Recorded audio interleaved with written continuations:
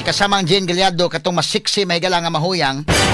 Oy naniom na kutsilyo sa inahan kay nasuko nga wa taga kwarta. Unsa kaning nga tawhana nga ano ba kanay basin og utro sa ning suyop bagha mga higalag na unsa ba ka ha? Di taga kwarta mangita kag kwarta nimo pila naman imong edad. Og kana og minor pa ka da responsibilidad ka sa mong ginikanan pero kung ikaw dako na kag edad din ha panarbaho dag tarong ano magkakwarta ka dili kay masigi kag pangayo. Unsa man ning sitwasyon ganani? Unsa may circumstance ganani? Dasulin niya karon may gala si kasamang Jane Gallardo. Yes, Jane. DYHP RMN Report. Radyoman Attorney Rufila live sa karon din sa Inayawan na police station na kay naamay 22 anyos nga mahuyang Attorney Rufila. Sexy ra ba kayo niya? Hamis kay Attorney Rufil. Nasuko man ni Attorney Rufil wa siya tagay kwarta sa iyang mama nya nanion man hinuunid kutsilyo Attorney Rufil.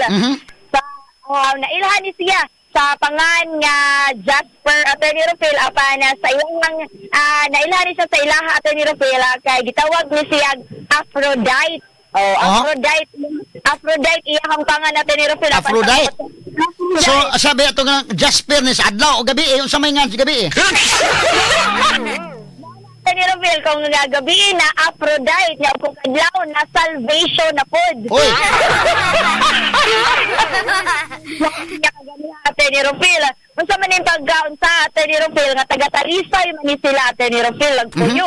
Apan kani iyahang mama Attorney Rufil ni ani atong usang adlaw dinhi sa laray kay nagpahungaw tungod sa iyang kabadlungon magsigig pangayo og kwarta Attorney Rufil. Ang kani inyong inahan mauman ang biktima. Nya ni ani ni sa iyahang igsoon Attorney Rufil kay para biyaan ni iyahang anak kay sigig samok lagi ni Attorney Rufil. Unsa man babagaon sa nga udtong dako Attorney Rufil gisundan man pud niya iyahang mama dinhi sa laray. Laray niyawan Attorney Rufil giadto pud niya sa balay sa iyahang iyaan. Dito na sa balay siyang iyaan Attorney Rufil gipangayuan ni niyang kwarta niya ang inahan ni balibad in town Attorney Rufil kay kahibaw na iyang inahan kung asa ni gamiton. Dili man sa maayo nga butang in town Attorney Rufil kay nasayran man dinhi nga gamitan man dahil illegal nga drogas. Adios. Oy gidangat.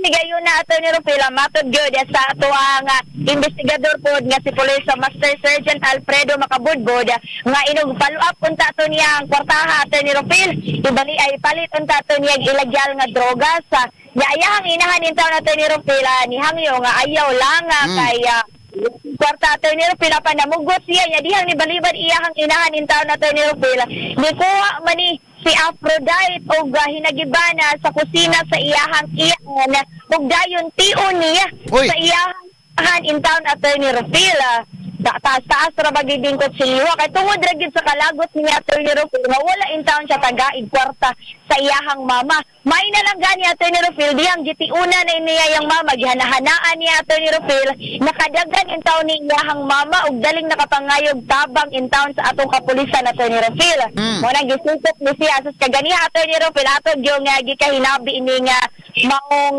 mahuyang Attorney Rufil nga sexy niya matod niya gimakak gid niya Attorney Rufil ang pasangil batok niya nga naniun siya kay lagi ko na Attorney Rufil nag-throw ra daw siya og mga butang medyo English speaking man ni Attorney Rufil mag-throw ra man po mga glass ma'am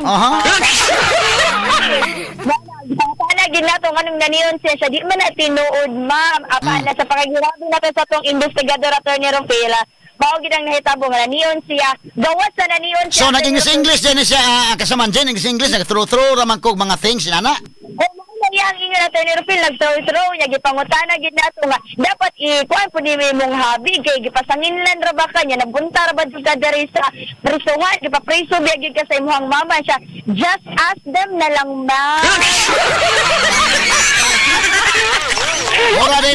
Mura din ko na idol tweet kanang kasaman Jane mga moadto ta sa market kay mo buy og bread.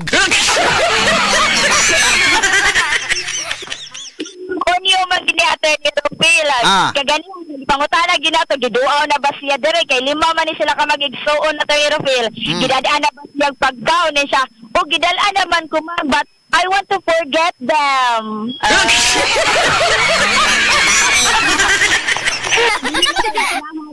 kanang kuano niya ang mga igsoon o kung kinsa man tinagatod niyang pagkaon Attorney Rufil kay digid kuno niya mapasaylo Attorney Rufil kay nganong gibutang siya dinhi Attorney Rufil sa presohan.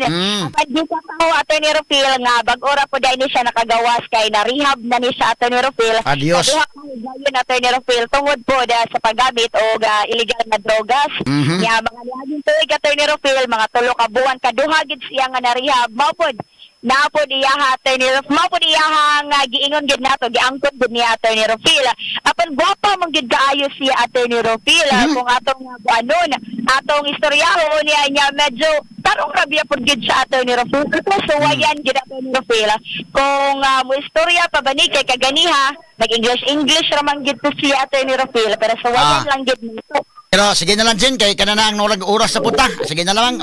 Ikaw na, i-record na diha.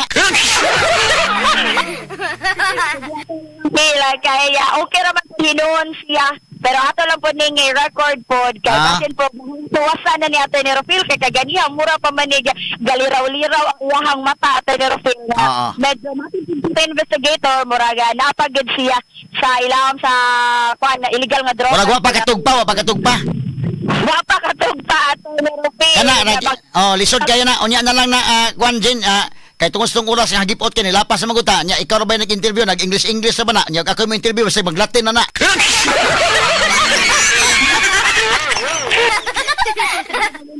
Ito kaganiha Attorney Rufil gitawag darabatan niya Beshi.